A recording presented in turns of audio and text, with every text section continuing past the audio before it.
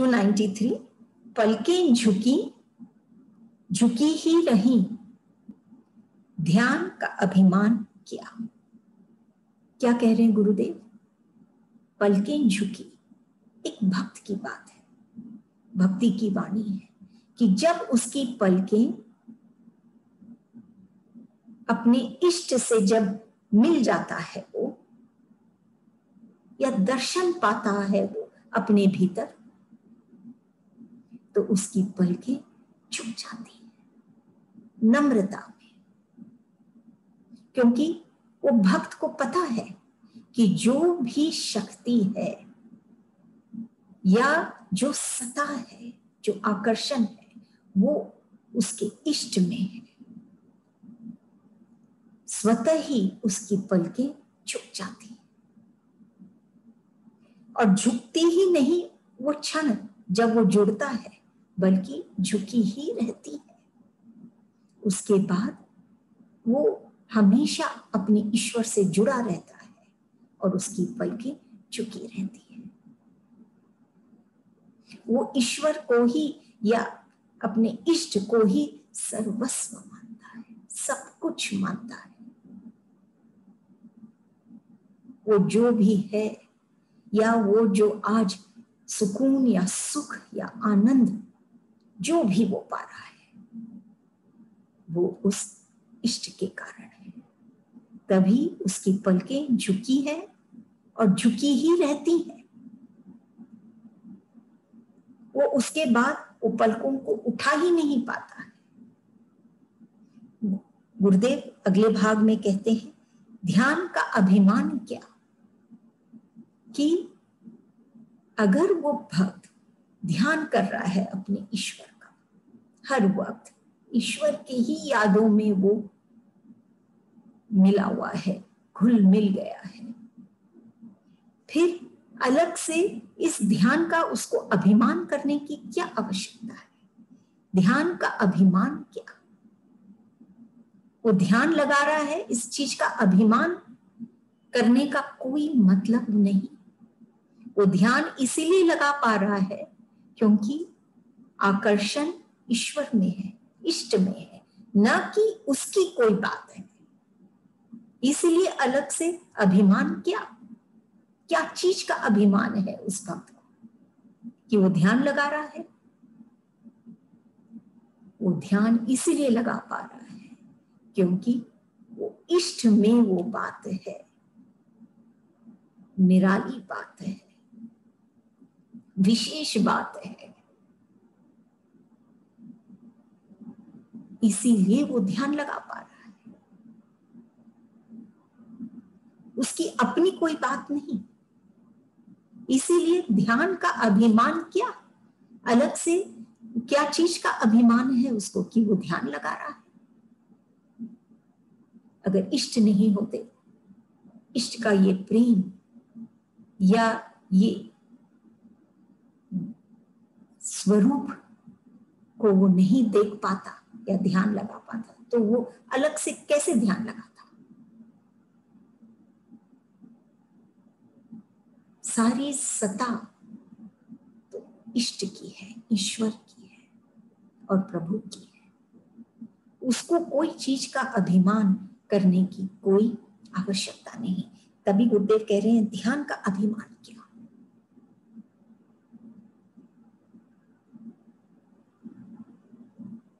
अगर कोई चीज पर हम ध्यान लगा पा रहे हैं तो वो उसकी खास बात है कि हम उस पर ध्यान लगा पा रहे हैं।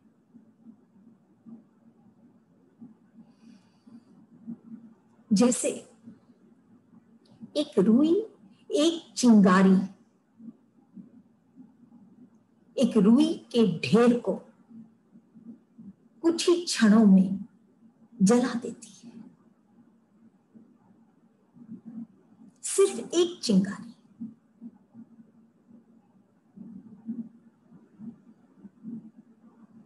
ऐसे ही गुरुदेव की एक वाणी हो या ये वो भक्त इष्ट के दर्शन पाए हो, अपने भीतर अनुभव किए,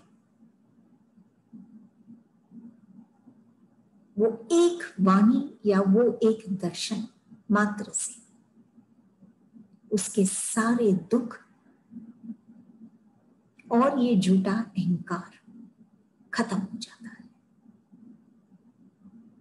खास बात है वो चिंगारी की, उस गुरु की वाणी की, जिससे वो इतना हल्का हो गया कि उसका ये अहंकार वाला, अभिमान वाला जो भारीपन है वो खत्म हो गया। तभी गुरुदेव कहते हैं पलकें झुकी झुकी ही रही, ध्यान का अभिमान किया। कि ध्यान, क्योंकि वो भक्त ध्यान लगा रहा है, उस चीज का अभिमान किया। विशेषता है इष्ट में कि वो ध्यान लगा पा रहा है।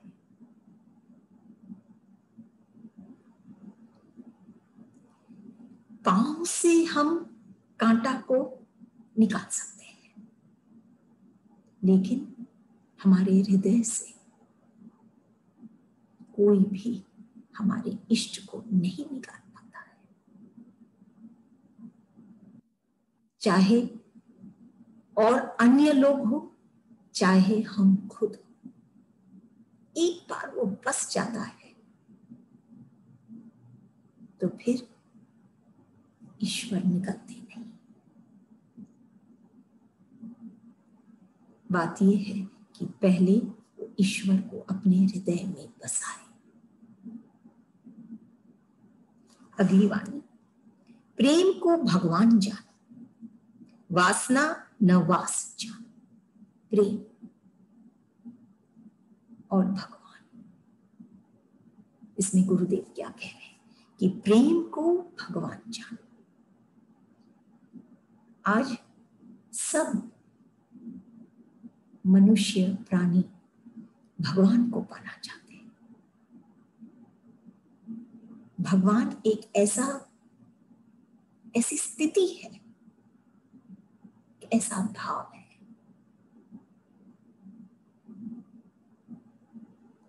जिसका कोई रूप नहीं, लेकिन सब कोई उस भगवान को पाना चाहते हैं, रमना चाहते हैं भगवान में। गुरुदेव क्या कह रहे हैं, प्रेम को भगवान जानो। प्रेम कितनी ऊंची चीज है कि वही भगवान है। मनुष्य का आधार भगवान है।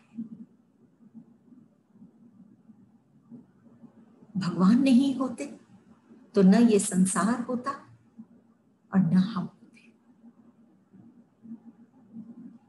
हम सबको धरे हैं ये भगवान। हमारे भीतर में ये चेतनता है भगवान के कारण। ऐसे भगवान जो हमारा अस्तित्व है, उसको अगर कोई पाना चाहता है तो क्या कह रहे हैं गुरुदेव, प्रेम को भगवान जानो। प्रेम ऐसी चीज है जो भगवान है। जब हम प्रेम में सन जाते हैं तो अलग से भगवान और कोई नहीं, हम भगवान को ही पाते हैं। क्यों? क्योंकि प्रेम में वो आनंद है। 1, 2 वो प्रकाश है। 3 कोई विकार नहीं। कैसे विकार? स्वार्थ का या कोई इस तरह का, लोभ का। प्रेम में कुछ नहीं। यही तो भगवान है जो इन भग जिसको हम कहते हैं, शांति, क्षमा, धीरज, प्रेम, ये सबसे जो सुसज्जित है ये भगवान। ये सब लक्षण एक सिर्फ प्रेम करने में हम ये सब पाते हैं। हम अपने भीतर वो सुकून, वो शांति पाते हैं।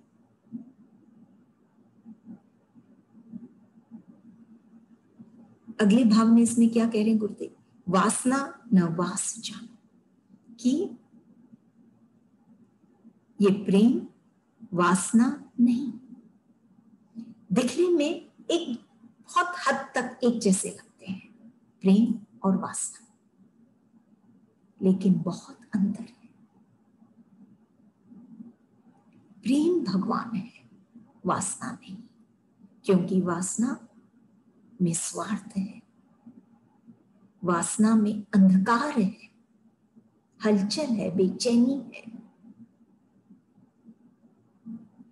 जब हमको कोई चीज की इच्छा होती है तो हम सब ये अनुभव किए कि कितना हलचल, कितनी चीजें और कितनी गलतियां,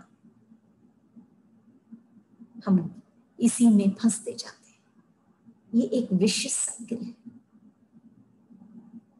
ये वासना, कुछ पाने के लिए और बहुत कुछ हम खो देते हैं, ये है वासना। तभी गुरुदेव कहते हैं वासना में वासना, तो उसमें मत जी। और प्रेम, प्रेम में जब हम, प्रेम से जब हम सन जाते हैं तो हम खोते नहीं हैं, हम सिर्फ पाते हैं, अपने आप को पाते हैं। क्योंकि विश्वास कभी अंधा नहीं होता और सत्य कभी आधा नहीं होता। विश्वास अंधा नहीं होता। हम विश्वास जब करते हैं ईश्वर पर, जब हम ईश्वर को देख लेते हैं, अनुभव कर लेते हैं, कैसे? भाव की आंखों से अपने भीतर, तब विश्वास होता है।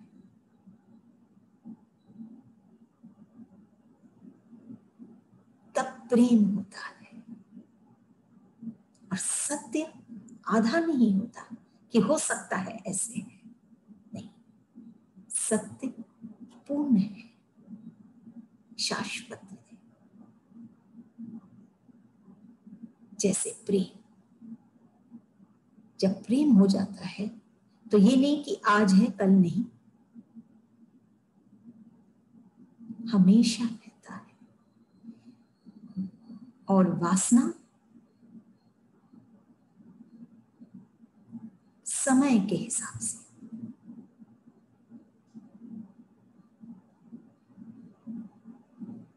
और हमको पतन की ओर लेके जाता है कि हम अपने स्वरूप से हटने लग जाते हैं, बेचैन हो जाते हैं। अगर जीवन मिला है तो खिलने के लिए मिला है। और इस सच्चाई से हमको ये वासना दूर लेके चली जाती है। खिलते नहीं, उल्टा हम मुरझाने लग जाते हैं। ये है वासना। और प्रेम हमको खिलाती है, आधा नहीं, अंधा नहीं, प्रकाशमान है।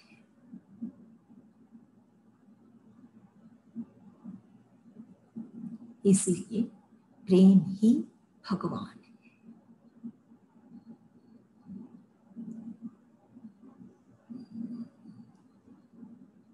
अगर हमको भगवान कौन है ये रहस्य को जानना है तो हम अपने भीतर ईश्वर को देखें कि विश्वास हो, प्रेम हो, तो हम भगवान को जानेंगे,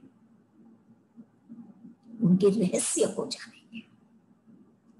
अगली वाणी, वही घड़ी शुभ घड़ी जब आंखें लड़ी पलकें पड़ी। क्या कह रहे हैं गुरुदेव इस वाणी में?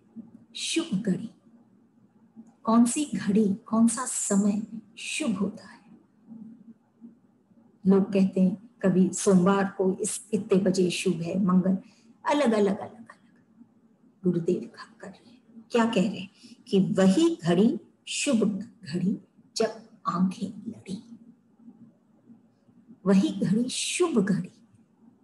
शुभ मतलब जो हमको कुछ ऐसा देती है जो हम चाहते हैं,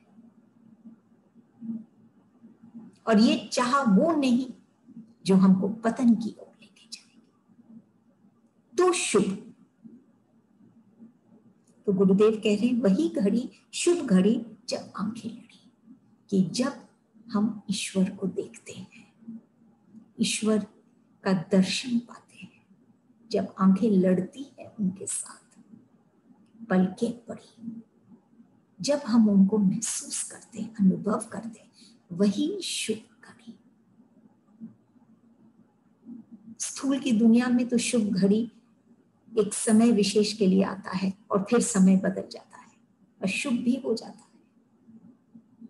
लेकिन ये जो शुभ घड़ी है, जब हमारी पलकें, हमारी आंखें ईश्वर को देखती है या दर्शन करती है, ये ऐसा समय है जो कभी भी नहीं हमारे स्मरण से, हमारी यादों से हटती है, हमेशा याद रहती है।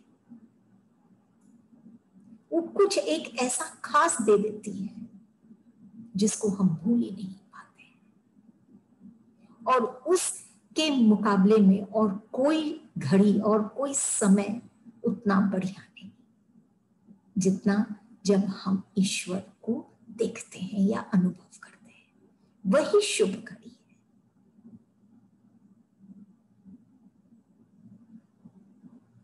और वो हमारे भीतर है। जब एक बार वो भक्त जुड़ जाता है और इस शुभ घड़ी का अनुभव करता है, तो वो अलग ही हो जाता है। उसकी सोच, उसके विचार सब बदल जाते हैं, वो थोड़े बहुत ही क्षणों में। इतनी ये शुभ घड़ी की इतनी ताकत है, इतना बलवान है ये शुभ घड़ी, जो बाहर की दुनिया में कितना ही हम समय निकलवा लें पंडितों से, ये शुभ घड़ी वो नहीं निकाल सकते। कि जब वो भक्त अपने इष्ट से मिलता है, वो घड़ी सबसे बलशाली होती है। क्यों? क्योंकि वो भक्त को ही बदल देता है, उसका जीवन ही बदल देता है। कैसे? उसकी सोच को बदल के।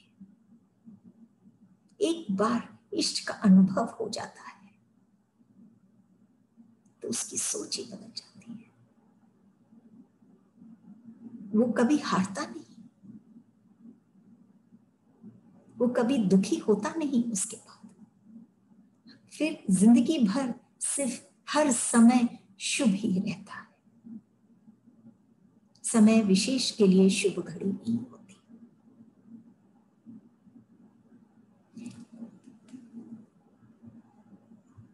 जब कोई पवित्र चीज है, जैसे आग, गंगा नदी, जिसको हम पवित्र मानते हैं, पवित्र मतलब वो अपने स्वरूप में है। ऐसे पवित्र चीज के पास जब कोई अशुद्ध, ये जो शुद्ध है, इसके पास जब कोई अशुद्ध चीज भी आती है तो क्या होता है? वो अशुद्ध भी शुद्ध हो जाता है।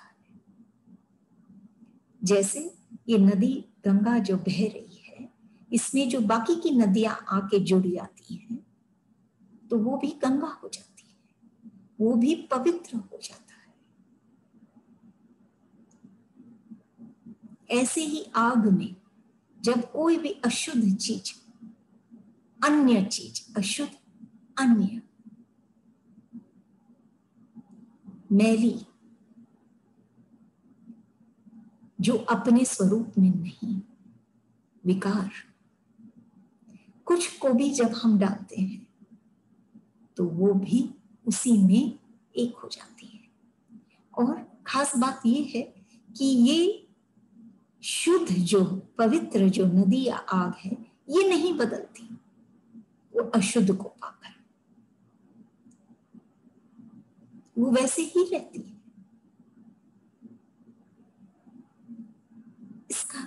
इससे पता चलता है कि शुद्ध जो है या पवित्र जो है वो कितना बलवान है कि वो अशुद्ध को भी शुद्ध बना सकता है और खुद अपना स्वरूप नहीं बदलता। ऐसी है ये पवित्र घड़ी जब हमारी आंखें ईश्वर से जुड़ती है या हमारे इष्ट से जुड़ती है, तो सारे मन की कलुषता या अशुद्धता खत्म हो जाती है और हमेशा हमेशा के लिए वो शुद्ध हो जाती है। और ईश्वर वैसे ही रहते हैं, ईश्वर नहीं बदलते, क्योंकि ईश्वर तो सत्य है, ईश्वर तो प्रेम है, वो कभी नहीं बदलते, वो शाश्वत है। लेकिन ये अशुद्ध मन शुद्ध हो जाता है, पवित्र हो जाता है, इसीलिए शुद्ध है उसके लिए, क्योंकि वो सिर्फ पाता है। और निरर्थक जो है सिर्फ उसको वो खो देता है, जो वो खुद कोशिश करके कभी भी नहीं हटा सकता। लेकिन ईश्वर से जुड़कर वो स्वतः ही मिट जाता है। वही घड़ी, शुभ घड़ी, जब आंखें लड़ी पलकें पड़ी। देखिए, ये जो मिलन की घड़ी है एक भक्त और भगवान की, वो कितना कितना उसमें हम पाते हैं, वो शुद्धता, वो पवित्रता, और उसके बाद हमेशा शुद्ध जिंदगी शुभ हो जाती है, सुंदर हो जाती है। वो प्रकाश अंधकार और बेचैनी वाली दुनिया से कहीं दूर हमारा जीवन सुंदर बन जाता है। वही घड़ी शुभ घड़ी। आगे की वाणी, मैं तेरा तरा, मैं मेरा मरा। क्या कह रहे हैं गुरुदेव? मैं तेरा तरा, सिर्फ ये दो शब्द, मैं तेरा, जैसे गुरुदेव कहते हैं, बहुत प्यारे हैं ये दो शब्द, मैं तेरा। ये सुनने मात्र से एक भक्त के भीतर एक अलग ही उत्साह और उमंग उठने लगती है कि मैं तेरा तो तरा। वो जिंदगी में, जीवन में, संसार में बहुत रह लिया है और क्या पाया? वो पल पल, ये श्वासें चलते हुए भी पल पल वो मर रहा था, चिंता से, दुख से, हर वक्त वो बेचैनी की स्थिति में था। लेकिन जब उसके मन में आया ये बात कि मैं तेरा, कि तेरा, जब वो अपने आप से उठकर ईश्वर की तरफ बढ़ा कि मैं तेरा, तो वो तरा, वो तर गया, वो इस भव सागर से पार हो गया।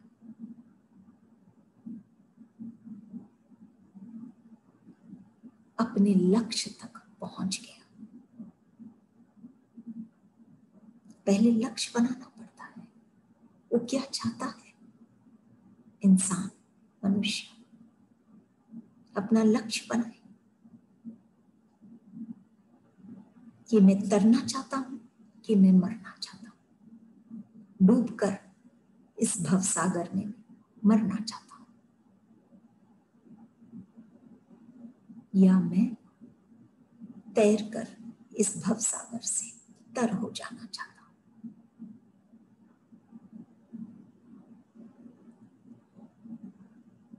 ये तैरने के लिए उसको हल्का होना पड़ेगा, क्योंकि भारी चीज डूब जाती है। और एक मनुष्य को सबसे ज्यादा भारी क्या बनाती होगी? उसका अहंकार।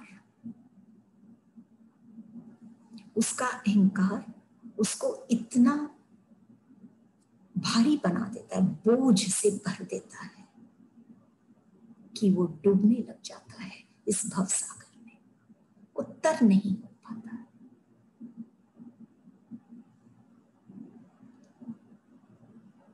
और ये अहंकार है क्या?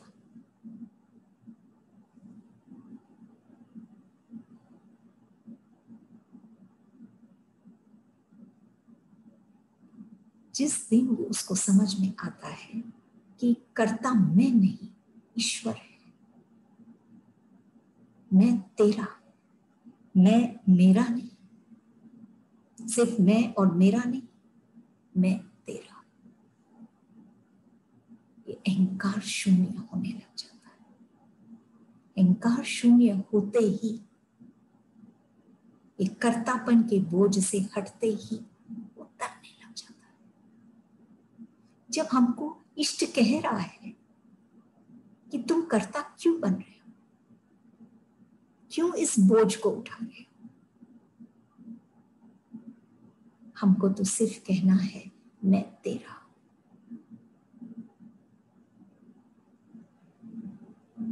जब हम उसके हो गए तो उसका जो भी है वो हमारा हो गया। उसका जो भी है तो उसके भाव भी हमारे, सब कुछ हमारा हो गया। और उसके पास तो सिर्फ भाव ही है, अभाव नहीं। तब हम तरेंगे, तब हम पार होंगे।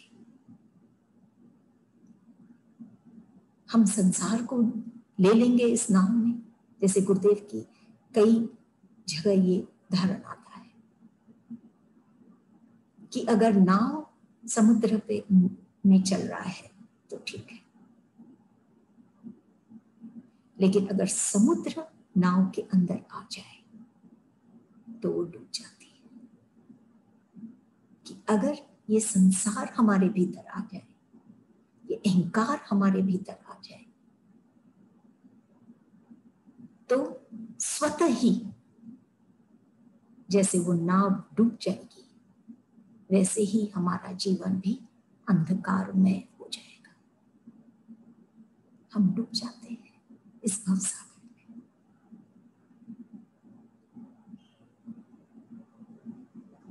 एक ही तरीका है, जैसे समझ में आता गुरुदेव की वाणी से, कि मैं तेरा तो तेरा, कि अगर हमको उस पार पहुंचना है जहां से हम शुरू हुए, जहां से हम आए, अगर हमको वापस हमारे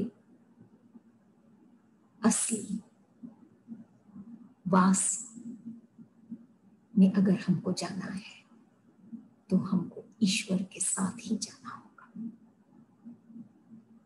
ईश्वर को लेके ही जाना होगा, क्योंकि वहीं से हम शुरू हुए और वहीं हमको जाना है।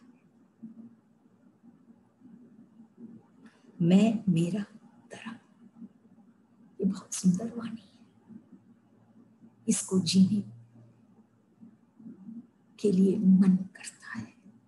मैं तेरा तेरा, मैं मेरा मरा। कि सिर्फ जो मैं मेरा करता रहता है, ये मेरा, मैं, ये मेरा, वो मेरा, ये मेरा, वो मर जाता है। क्योंकि वास्तव में सब कुछ उसी का है। ये श्वासें भी जो हमारे भीतर आ रही है, जा रही है, ये भी उसी की